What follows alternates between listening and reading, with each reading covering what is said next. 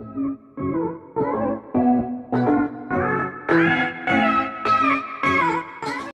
वालेकुम। एक वो भी दौर था कि एक 17 साल नौजवान हजारों का मजमा लेकर निकलता है और सैकड़ों मील सफर करने के बाद एक बहुत बड़े रकबे को सिंध को फतह करता है, यानी कि मोहम्मद बिन कासिम। और आज का 18-20 साल का नौजवान है कि वालिदैन का हाथ पकड़कर यूनिवर्सिटी में एडमिशन लेने के लिए आता है। ऐसे नौजवान जिंदगी में बड़े बड़े फैसले नहीं कर सकते क्योंकि उनको खुद मुख्तारी नहीं दी गई। उनको नहीं कहा गया कि अपनी जिंदगी के फैसले आप खुद लें। मैं आपको अपनी जिंदगी की एक कहानी सुनाता हूं कि जब मैंने फर्स्ट ईयर में एडमिशन लेना था, मेरी ख्वाहिश थी कि मैं मुल्तान पढ़ूं, शहर में पढ़ूं। मैंने वालिदैन को अपनी ख्वाहिश जाहिर की, लेकिन मेरी ख्वाहिश को नहीं माना गया। वालिदैन ने कहा कि नहीं, तुमने यहीं सराय सद्दू में ही गवर्नमेंट कॉलेज में एडमिशन लेना है। बहुत जिद हुई, मैंने भी बहुत जिद की जितनी मैं कर सकता था, लेकिन आखिरकार जब वालिदैन ने कहा कि अगर पढ़ना है तो यहीं पढ़ना है, नहीं तो बिल्कुल नहीं पढ़ना, मैं हार गया। जिद तोड़ दी मैंने। मेरा मान रखने के लिए मुझे अपने कस्बे से थोड़ा दूर जो करीब एक शहर था, वहां मुझे एडमिशन दिलवा दिया गया। जिस जगह मुझे एडमिशन दिलवाया गया वो कॉलेज एफिलेटेड नहीं था, किसी और कॉलेज के जरिए वहां से एडमिशन जाते थे। जब वहां मैं पढ़ने के लिए गया, वहां का माहौल पता चला कि यहाँ का माहौल ही डिफरेंट है। कोई कॉलेज वाला माहौल नहीं, कोई पढ़ाई वाला माहौल नहीं। दिन गुजरते चले गए, मैं मजबूरी में पढ़ता चला गया। आखिरकार मैंने किसी तरह धक्का लगाकर फर्स्ट ईयर वहां से की। जब मैंने वहां से फर्स्ट ईयर की और मैंने वहीं इरादा किया कि यहाँ से मैंने सेकंड ईयर नहीं करनी, मैंने सोचा कि अपने शहर में ही अब माइग्रेशन करवा ली जाए, क्योंकि मुल्तान तो मैं नहीं जा सकता, लेकिन अब इतनी दूर भी आता हूँ, यहाँ भी माहौल अच्छा नहीं। इससे अच्छा तो यही था अपने शहर में गवर्नमेंट कॉलेज में ही मैं पढ़ लेता। माइग्रेशन करवाने के लिए मैं अपने शहर से दूर जाता, कभी मियाँ चन्नू जाता, कभी मैं खानेवाल जाता, धक्के खाता, अकेला मैं जाता, धक्के खाता खाता आखिरकार मैंने अपने शहर में गवर्नमेंट कॉलेज में माइग्रेशन करवा ली।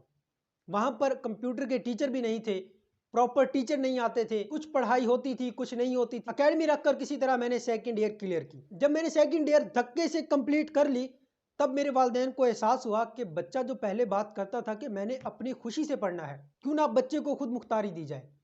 मैंने वालिदैन को कहा कि अब मैंने यहाँ नहीं पढ़ना, मैंने मुल्तान पढ़ना है, बीएससी मैंने मुल्तान में करनी है। मैंने बताया कि मैंने डबल मैथ कंप्यूटर सब्जेक्ट रखने हैं और मुल्तान सेंट्रल कॉलेज से मैं बीएससी करना चाहता हूं। वालिदैन ने कहा कि बेटा जहां आपने पढ़ना है आप पढ़ें, हम आपके साथ हैं।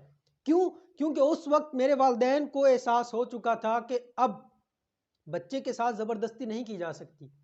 बच्चा जो चाहता है बच्चे को वो दिया जाए।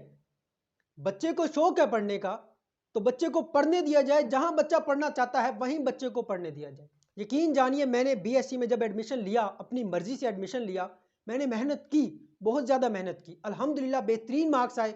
उन मार्क्स की बेस पर एमएससी में एडमिशन हुआ। बीएससी में ही मुझे पढ़ाने का शौक हुआ, वहीं से मैंने पढ़ाना शुरू किया। एमएससी के बाद मैंने मुल्तान में टीचिंग स्टार्ट की।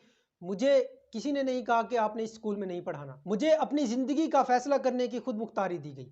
मैंने अपने फैसले किए। अल्हम्दुलिल्लाह आज मैं अगर सुबह निकलता हूं तो रात 10 बजे तक मैं पढ़ाता हूं और शौक से पढ़ाता हूं। मुझे बिल्कुल भी परेशानी नहीं होती कि मैं क्यों सुबह निकलता हूं, रात तक पढ़ाता हूं, परेशान हो जाता हूं।